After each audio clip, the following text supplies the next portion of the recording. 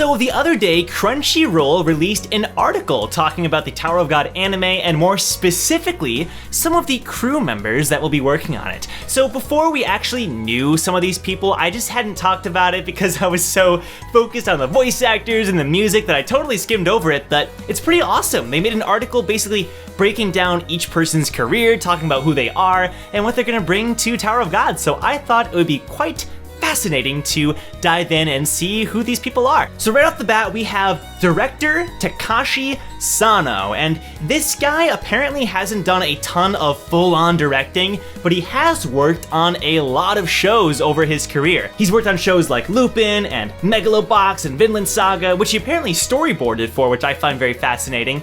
And so while he hasn't done a ton of directing work per se, he has worked on a lot of shows. So that could be scary to some people. I wouldn't really worry about it. I think that that's a good thing because sometimes you need that breath of fresh air. And I feel like because this is one of his first full-on directing shows, he's gonna bring this very unique style to Tower of God, which is what we want. So I'm actually happy about it. Not to mention he's being assistant directed.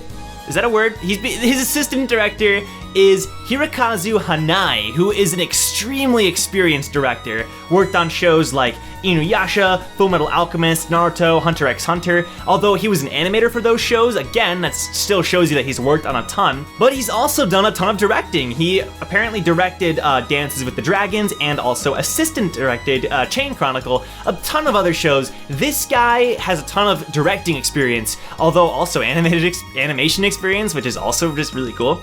And so the two of them combined are gonna make the perfect team. You got the one guy who's bringing a ton of fresh air to the show, right? And then a guy who has a ton of directing experience working together. I feel like that is the perfect wombo combo. I don't know.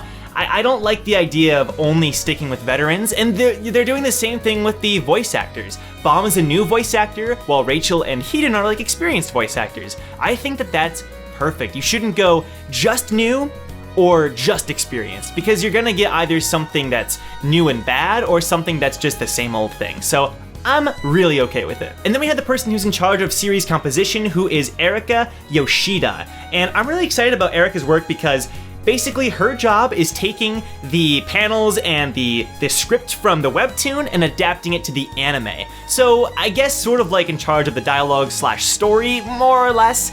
And I like this a lot. I think that it's cool that we have somebody who also has a lot of experience. I forgot to mention that. She's done shows like Tiger and Bunny, Double Decker, Lupin III once again, Trickster. She's done a ton of work, and I just think it's awesome that we have somebody who is focused on checking out SIU's work and figuring out how to adapt it to the big screen. All she really needs to do is figure out what makes Tower of God, and keep that feeling while also, you know, changing some things here or there for the anime. I don't know, it's just really exciting that we actually have somebody who's working on like the script.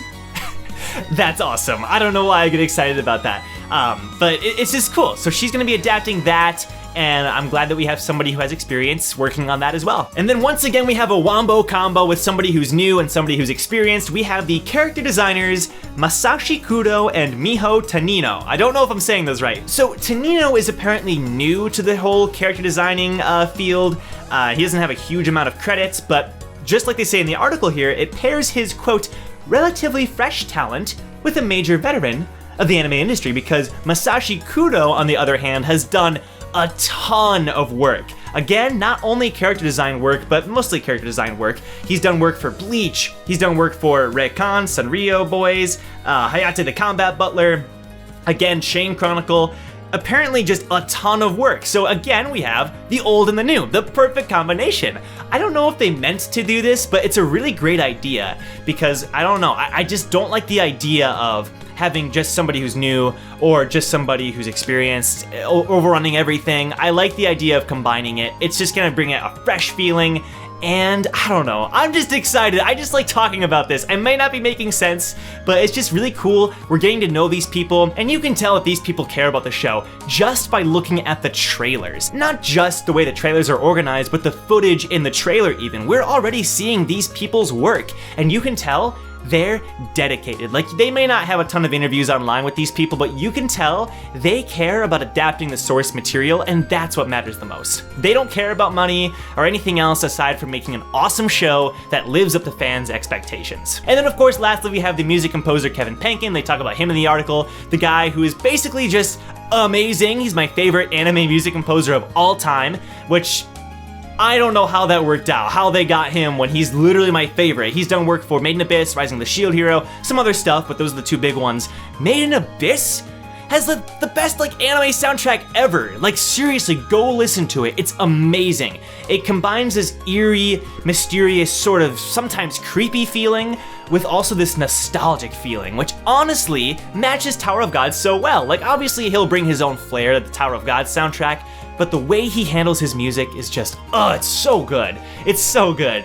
And again, Made in Abyss won the 2018 Music Award, right? The Crunchyroll Awards. I think they won Best Soundtrack of an anime that year, which is amazing. So, I don't know. I feel like this show is in good hands. This video is basically here to tell you this show is in good hands. If you couldn't already tell from the anime trailers, it's in good hands. But anyway, guys, if you like this video, then please hit like and subscribe for more Tower of God content. I'm going to be making more anime content going into the future.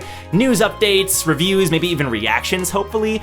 But also, if you want to check out the article I forgot to mention, link is in the description down below. But anyway, I'll see you guys next video, and let's talk more about the Tower of God anime. I'm excited. Anyway, see you guys later.